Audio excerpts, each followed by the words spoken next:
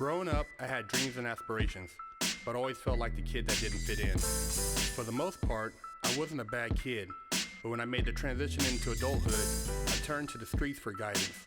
This led to getting locked up in juvenile hall, doing time in CYA, and eventually a 120-month sentence in federal prison. I had a lot of time to think and reflect during my federal sentence, so I share with you what I learned, hoping I can positively influence someone else's life with Prison Talk. What's up, everybody? This is Big Herc with Prison Talk, and thank you for tuning in to another episode. I like to keep it real on here, and I like to, feed off the fans. You guys give me some great questions, and I thank you for all your support, for, subscribing to our YouTube channel. And also, if you subscribe to our YouTube channel, also check out our Instagram and our Twitter, which is also FreshOutSeries, and make sure you subscribe. We really appreciate you guys. I had a question from one of our fans. What happens if you lose a fight?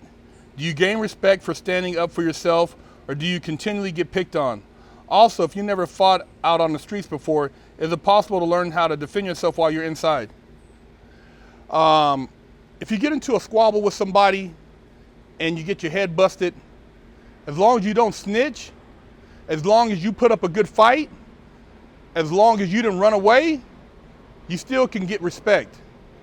You hold your head up with some dignity, and you recover from that. And if you see an opportunity to bust that motherfucker's head that got off on you, you bust his head. And that's just how the game goes, man. Prison is not sympathetic, man. There's no pity for the weak in there. We all start off as somebody's good kid, innocent, untainted with negative and not being racial and being nonviolent. But by the time you escalated to when you got to prison, all that's changed, man. You've been subjected to a lot of shit, and you've done a lot of things to get to that point.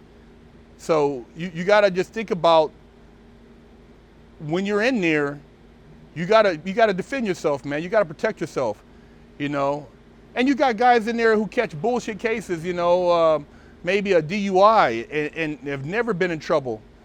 And, a lot of times these guys can become victims, man, and you don't want to be a victim in prison. So, if you have a problem with somebody, hey, man, even if you never really learned how to fight on the street, you never really got your squabble game up, you never learned how to thunder or, wreck with somebody, grab you something, man. Take your sock off, man. Grab you a belt buckle. Grab you a motherfucking a soap bar. Put that shit in the sock, and whack this motherfucker upside his head. Now, a lot of times you gotta recognize if you got a problem with somebody, because these dudes, they're not gonna ease up on you because they think that they feel sorry for you. No, they're gonna keep pushing until sometimes you gotta just let them know what time it is. So, you gotta be creative in there, man. If you ain't ever learned how to fight on the street, man, pick up something, put it in the sock. It could be rocks you find on the yard. It could be a bar of soap. It could be a motherfucking toothbrush that you sharpened up, on the ground. And, be prepared, man. But don't be a victim, man. It ain't in there to get on there on your knees and beg for mercy, man. Ain't nobody giving a fuck about you begging for mercy on your knees. You got to stand up and be a man up in that motherfucker, man.